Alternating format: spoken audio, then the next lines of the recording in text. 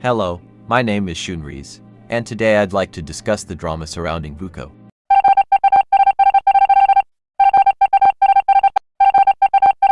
Before I start the video, I would like to thank my friend 5Celt for helping gather information. I would like to stat, I do not encourage anyone to harass the characters and personalities in the videos. I only want to share the accurate information that I have access to. Harassing certain individuals that you do not like does not make you better than those individuals. Be smart and simply skip over them without paying attention.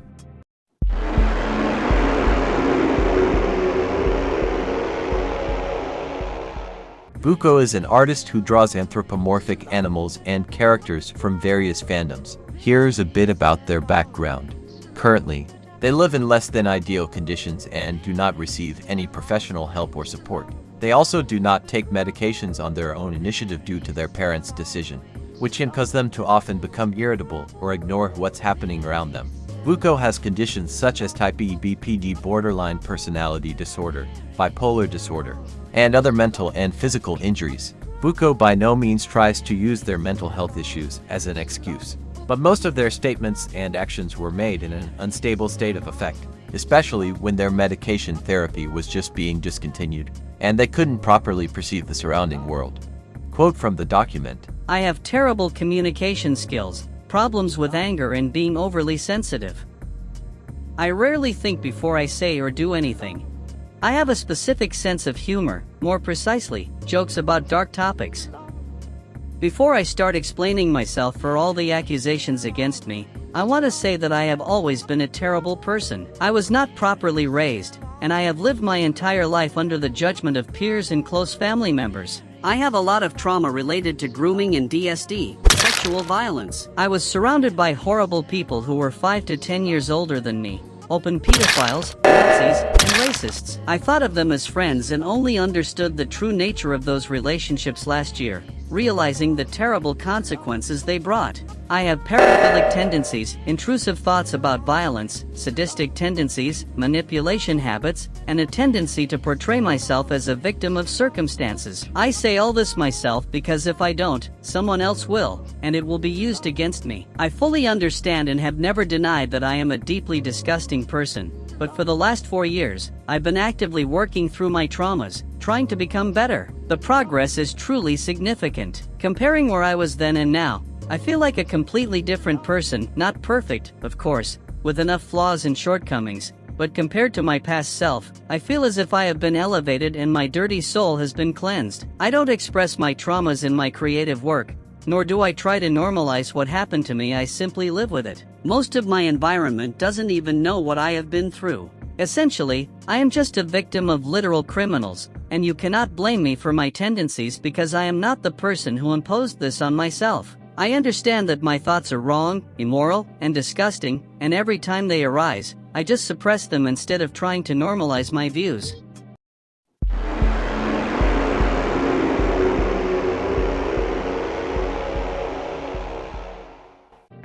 I think many people have heard about the repost on TikTok related to the game Forsaken, where there was a train of characters including Cool Kid, who is a minor.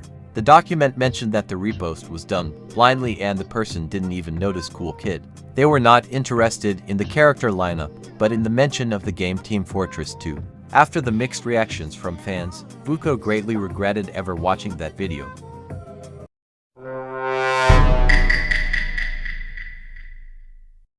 I won't insert my own words here, I'll just show excerpts from the document. Earlier, in my old runt, I already raised the topic of my subscriptions in Moo.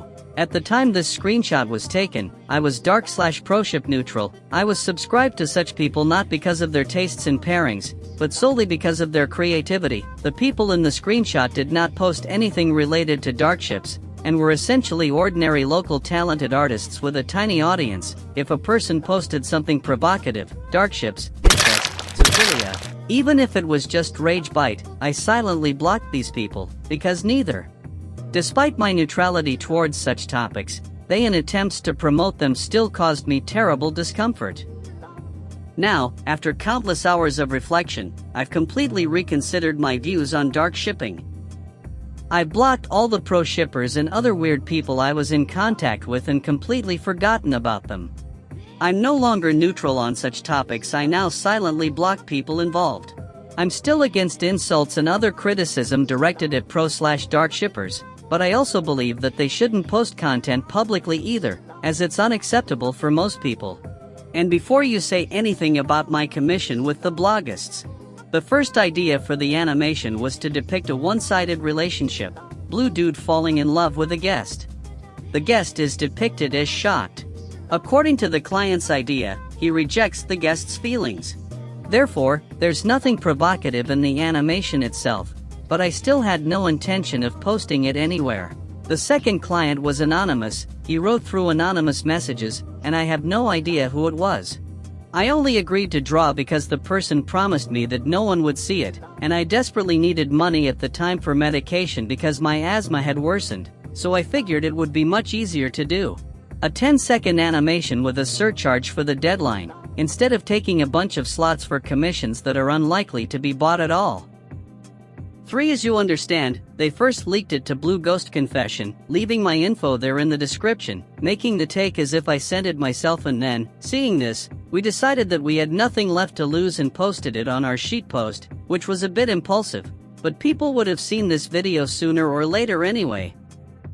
I no longer accept any ship-related commissions, even if they are someone else's OC, even if they are all adults, the relationship is healthy, etc.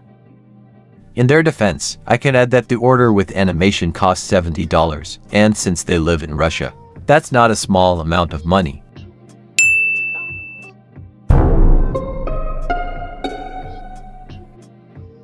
Toffix and her audience are literally one of the reasons for my bad behavior. Since 2022, she's been a huge inspiration to me.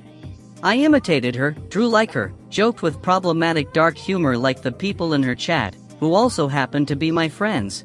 I thought being problematic was cool, etc., etc.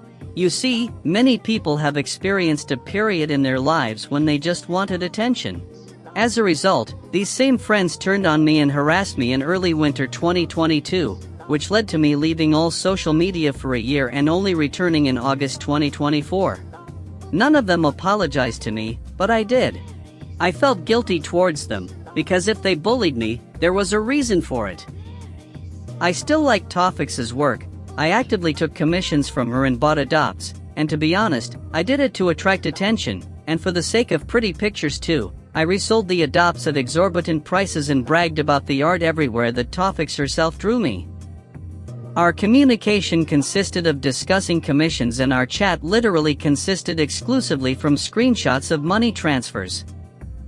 Later, she started paying a little more attention to me and even suggested a collaboration, which I agreed to, also just for the hype. When all the drama with me started, she actively wrote me comments where she used herself as an example and gave me advice on how to act and behave in the circumstances I was in. I was very comforted by this attention from her, and I sincerely believed that since she treated me so well, she had truly improved, because in 2023, she literally wished me dead due to personal animosity, and we basically had a lot of conflicts in her chat. I defended her. They said she changed because her kindness simply clouded my eyes and I couldn't see past it. Then my friend said that she and her boyfriend were again trying to bully him in Wykoqucuz. This friend means a lot to me. According to him, he's uncomfortable with people interacting with Toffix in any way because he suffered from her too, and this became a reason for me to block her everywhere.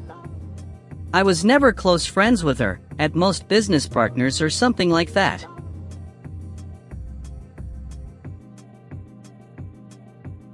I'd like to add again, after the friendship between Toffix and Vuko broke up, they tried to sell all the characters from Toy House. Unfortunately, I can't prove this because the channel was deleted, as were its posts.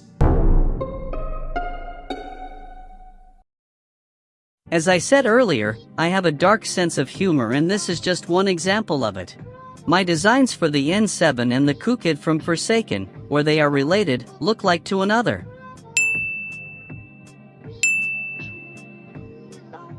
And in the sketch above they were depicted from Mayo about hackers, which, by the way, existed even before the release of Forsaken in October 2024, in which they are also both adults. And, moreover, Cool Kid is supposedly over 1,000 years old because he is not a Robloxian but a demonic entity. If you're wondering what is, here's an explanation.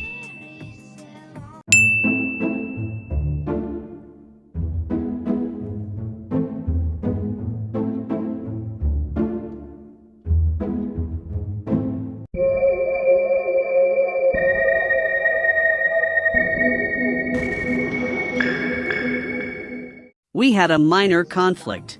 During the period when I was overreacting to people copying my work, etc., I wrote to her calmly, asking her to change something in the style or provide credits, which resulted in rudeness and a deleted chat. I continued to write calmly, but she kept sending me away and deleting chats, which eventually angered me, and I started writing to her negatively. That screenshot, supposedly showing her IP address, didn't actually have one. It actually showed her phone number, which was found in literally less than 20 seconds. A regular search isn't a doc, and no personal information about her was searched at all. It was done to scare her, which, by the way, worked. It was terribly wrong on my part. I've since apologized to her repeatedly, and now we're good friends and no one holds a grudge, so I strongly ask you not to drag her into my drama. In addition to the accusations of leaking personal data, there are also allegations related to zoo abuse. Former friends of Vuko sent them some screenshots and messages claiming that they had dealt with a couple of mice to calm their nerves. Vuko has nothing to do with this and only wanted to convey that they were in contact with a very bad company.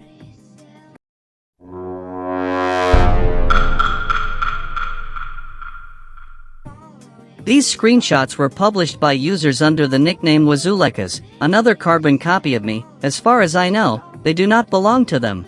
Both Wykoqucuz and the author of the screenshots have been on my blacklist for over a month, so it's physically impossible for me to write to either of them. If this argument doesn't work for you, read on. It's obvious to the naked eye that I didn't write this. Anyone familiar with my personality knows that I don't write like that. I don't capitalize letters. The sentences are too grammatically constructed for it to be me. I know English at the level of a 5-year-old, so I wouldn't use commas. I would never write insults to a stranger, even if they insulted me first, because that's the most childish behavior. Throwing insults back and forth will lead to nothing. It's a pointless dialogue. Moreover, even if someone comes to me in DMs first with accusations like in the screenshots, I ignore it 99% of the time, because I've done it a billion times already.